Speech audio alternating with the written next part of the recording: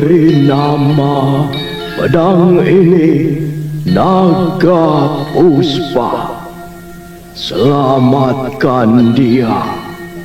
Jangan sampai jatuh ke tangan pendekar berwatak jahat.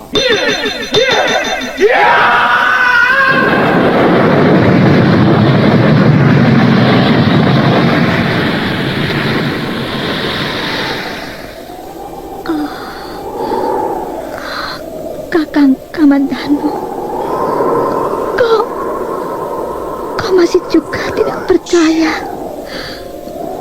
bahwa aku mencintaimu. Mesin, maafkan aku, Mesin. Mesin, Mesin.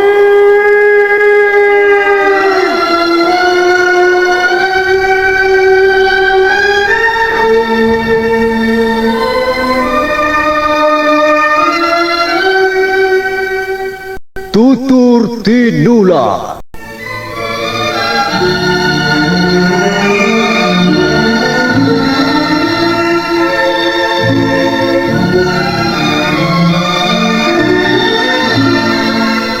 Sebuah sandiwara radio serial, produksi Sanggar Cerita dan teater Sanggar Prativi. Sebuah kisah dengan latar belakang sejarah runtuhnya Singasari dan berdirinya Kerajaan Majapahit.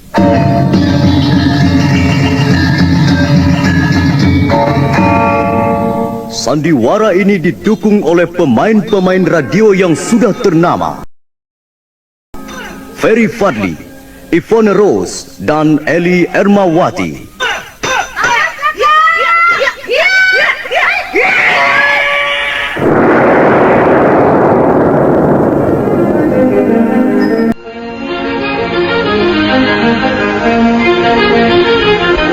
Naskah ditulis dan diolah oleh S. Tijab. Hiasan musik dan sutradara C. Ispriyonoka. Kali ini mengetengahkan episode ke-17 dengan judul Pendekar Syahid Berdarah. Arya Kamandanu dan Sakawuni berpandangan sesaat lamanya. Kemudian mereka pun melompat ke atas kudanya masing-masing, lalu melarikannya menaiki lereng bukit. Dalam hati mereka masih dipenuhi tanda tanya besar.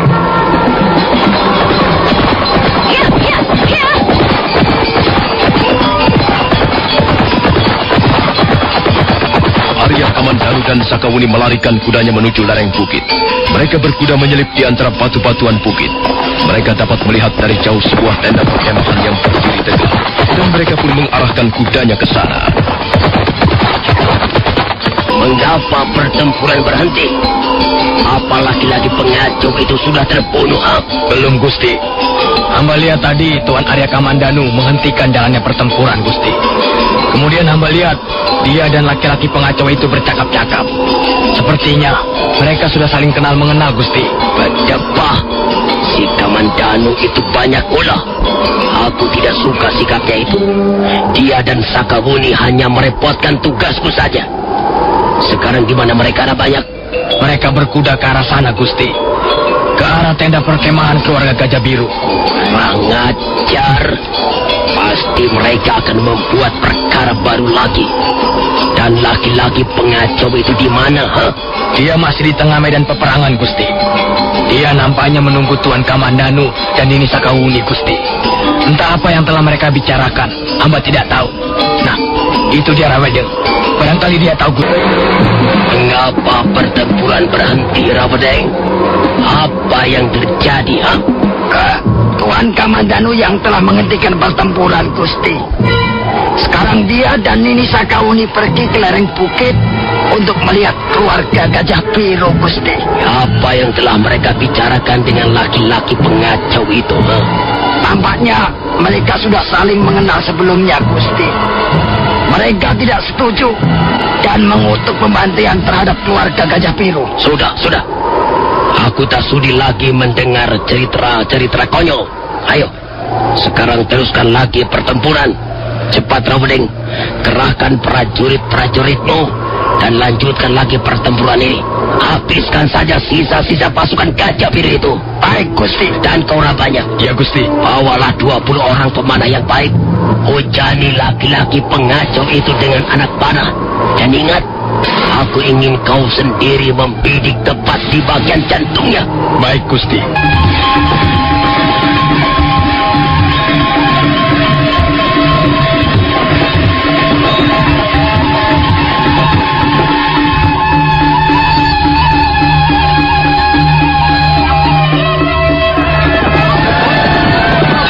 Kembali terjadi pertempuran sengit. Prajurit-prajurit Ramapati yang jumlahnya lebih besar terus mendesak sisa-sisa pasukan Gajah Biru. Sementara itu Pakitan Parwang mengamuk dengan ikat kepala geledeknya. Ayo, majulah, wong Majapahit. Ayo, majulah, hadapilah mereka ini.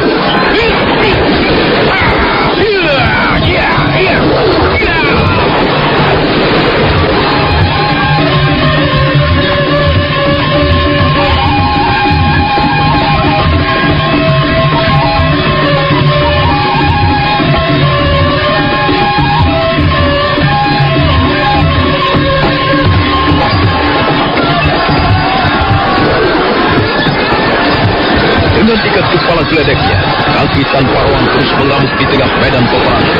Senjatanya menyambar kiri kanan merobohkan puluhan prajurit.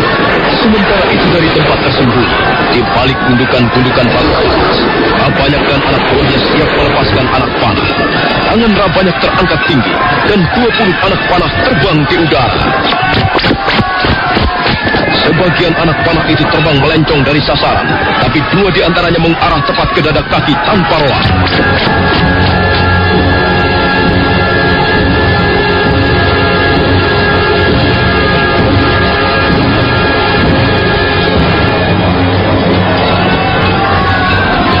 Kaki tanpa ruang terkejut.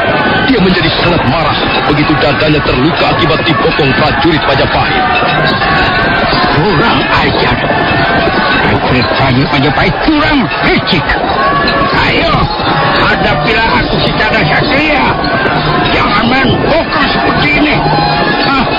Ayo, wong Majapahit. Kita bertarung sebagai satria. Ayo.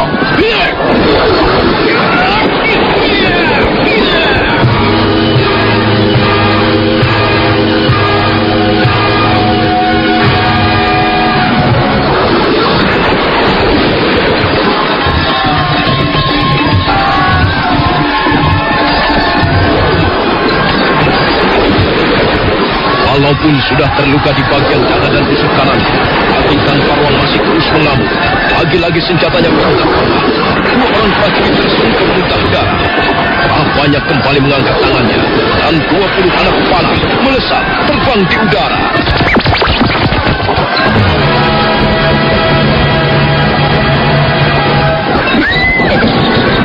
Apa yang terjadi, Kakang? Kau bisa melihatnya sendiri, Buni. Pemandangan yang sangat mengerikan, menyedihkan. Bukankah dia istri Gajah Biru, Kakang? Iya, Buni. Dia tewas bersama putra-putrinya. Lihatlah. Walaupun sudah tidak bernyawa, wanita itu tetap ingin melindungi anak-anaknya. Aku tidak tahan melihatnya, Kakang.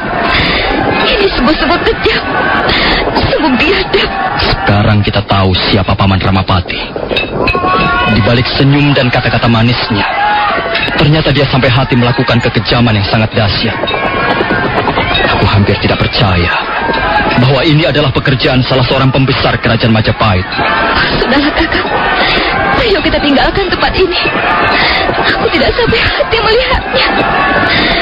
Aku tidak tahan melihat kekejaman seperti ini. Biadab, bukan manusia.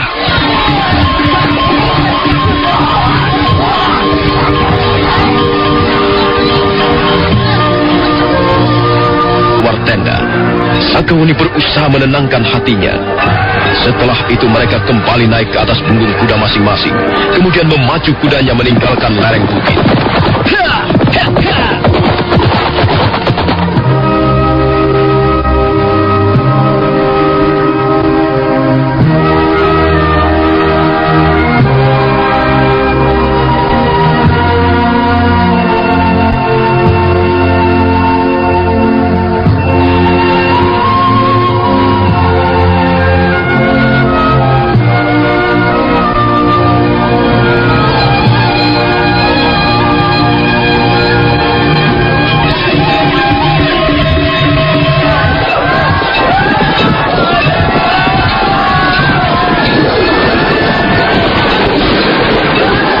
Sementara itu, kaki Tan Parwang masih terus mengamuk dengan ikat kepala geledeknya.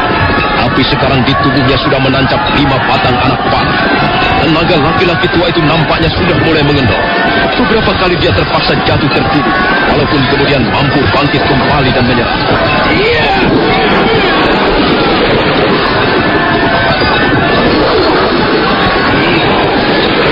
Nampaknya laki-laki tua bangka itu sudah mulai sekarat.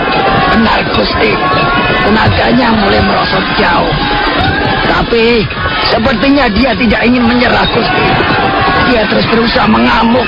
Sebentar lagi mayatnya akan terkapar. Laki-laki tua yang tolol, dan sinting. Kalau dia sudah binasa, maka kita tinggal menghabisi sisa-sisa pasukan Gajah Biru, Gusti. Mereka masih banyak, Rawadeng. Tidak, Gusti. Mereka tidak lebih dari 50 orang. Kalau begitu dia harus segera dibinasakan. Cepat suruh Rabanyak menghujaninya dengan anak panah lagi. Cepat, Rawadeng. Suruh mereka beranjak laki-laki pengacau itu. Baik, Gusti.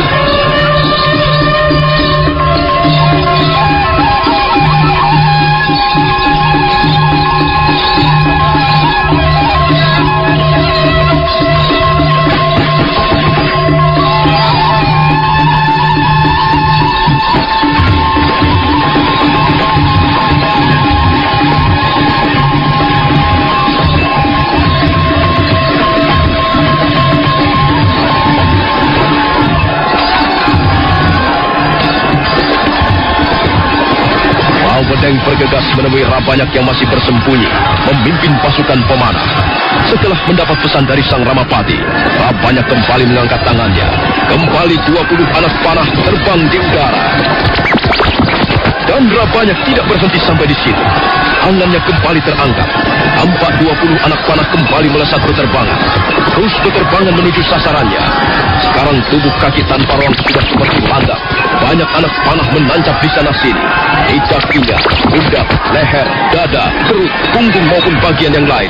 Karena luka-lukanya cukup parah, akhirnya kaki Tan Parwang roboh di tengah medan pertempuran.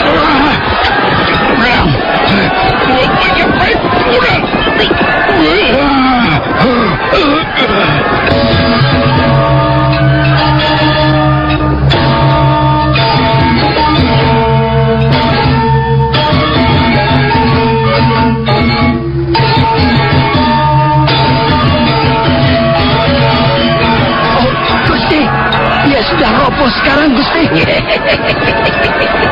Bagus. Banyak bekerja dengan baik. Sekarang turunlah ke gelanggang, Rawadeng. Selesaikan mereka. Sisa-sisa anak buah Gajah Biru, tumpas mereka. Jangan ada yang boleh tinggal hidup. Setelah itu segera kita kembali ke Majapahit. Baik, Gusti.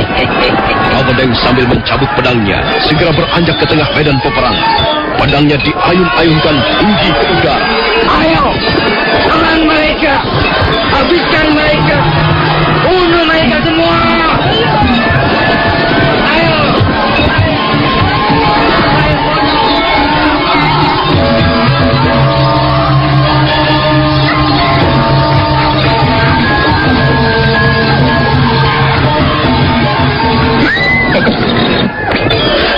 Lihat, Kakang. Sepertinya mereka kembali bertempur. Aku melihat ada tanda-tanda yang kurang beres, Wuni. Ayo cepat, Kakang. Kita cegah mereka. Iya.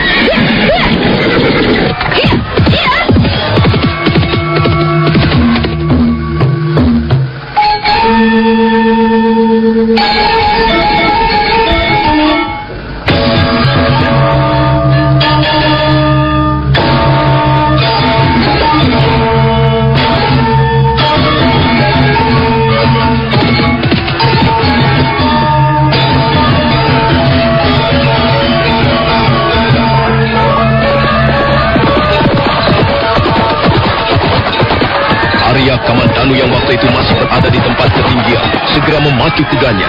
Sakawuni sudah lebih dulu menggebrak kudanya di depan.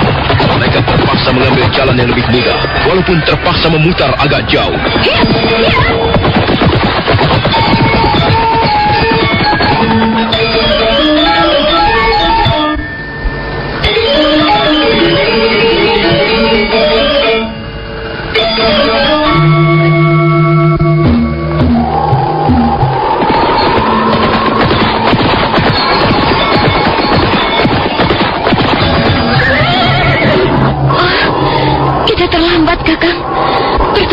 lukanya sudah selesai. Paman Ramapati yang harus bertanggung jawab atas pembantaian ini. Kalau kita tidak mengambil jalan memutar, barangkali kita masih bisa menyelamatkan nyawa beberapa orang manusia. Tapi, iya, beginilah yang harus terjadi, Kakak. Di mana kaki tanpa roang, Buni? Ayo, kita cari dia.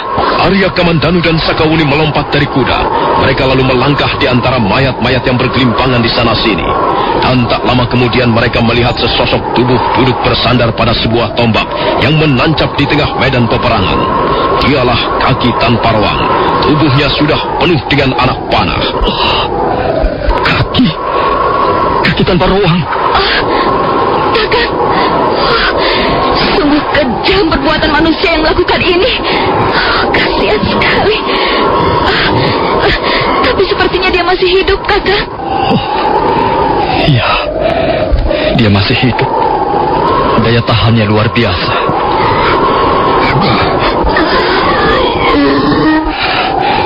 Kaki, apakah Kaki masih bisa mendengar suara saya? Kamandanu, kaukah itu Kamandanu? Iya, Kaki. Saya Arya Kamandanu. Pandangan mataku kabur. Aku tak bisa melihat dengan jelas. Kami akan menolongmu, Kaki. Tidak usah. Biarlah anak panah ini jangan diutak-utik. Aku senang. Aku bangga dapat mati dengan cara seperti ini. Luka-lukamu sangat parah, Kaki. Kau harus segera mendapat pertolongan. Tidak usah, Kamandanu. Lebih baik kalian segera pergi dari sini. Cepat pergi ke lereng Gunung Welirang. Ada seseorang yang sedang menunggu di sana. Kasihan dia. Siapa, Kaki? Siapa yang sedang menunggu aku? Kamandanu, bukankah kau mempunyai seorang keponakan? Panji Ketawang. Iya, kasihan anak itu. Cepat selamatkan dia, Kamandanu. Jangan hiraukan diriku. Anak itu lebih penting. Sudah, apalagi yang kau tunggu? Kaki, kemana saya harus menyelamatkan Panji Ketawang? Di mana anak itu sekarang? Dengan terpatah-patah, Kaki Tanpa Roang lalu menceritakan perihal Panji Ketawang, bahwa anak itu selama ini ikut bersamanya di Randu Lanang. Cepat, Kamandanu. Pergilah naik ke lereng Welirang dan carilah anak itu. Cepat, jangan membuang-buang waktu. Jangan hiraukan diriku. Kalau begitu baiklah, Kaki. Ayo, Wuni. Arya Kamandanu dan Sakawuni dengan perasaan berat terpaksa meninggalkan Kaki Tanpa Roang sendirian di tengah medan peperangan yang sudah sunyi senyap. Dan sebentar kemudian mereka berdua sudah kembali berkuda mendaki kaki Gunung Welirang, terus menyisir lereng sebelah timur.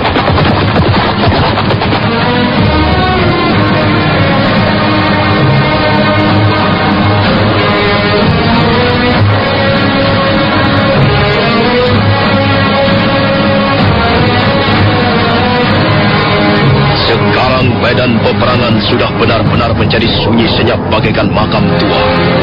Mayat bergelimpangan tak tentu arah.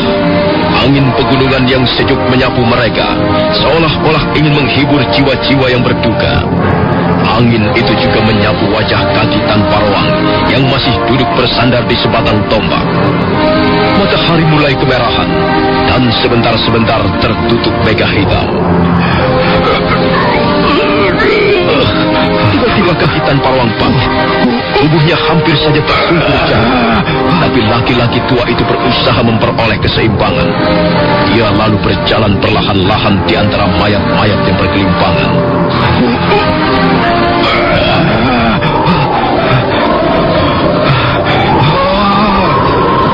Mendadak angin angin bertiup kencang, membawa gumpalan-gumpalan megah hitam dari arah selatan. Kaki tanpa ruang berdiri di tengah medan peperangan. Wajahnya tengadah ke atas langit, bibirnya bergetar, sementara darah masih meleleh dari setiap luka di bagian tubuhnya. Sang Hyang Widi, darimu darahnya ini datangnya, dan kepadamulah mereka semua akan berdiri. Yang Widi, kuserahkan jiwa ragaku ke tanganmu yang perkasa.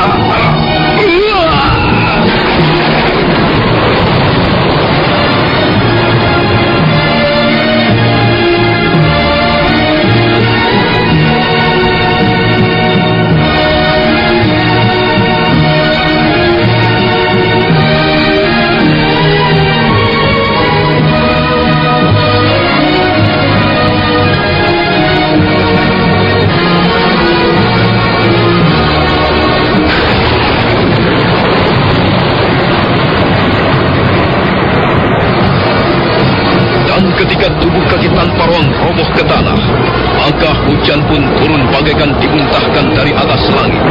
Seketika langit menjadi gelap. Hujan membasahi suasana di sekitar tempat itu, seolah ingin memberikan penghiburan bagi mereka yang menjadi korban di tengah medan peperangan.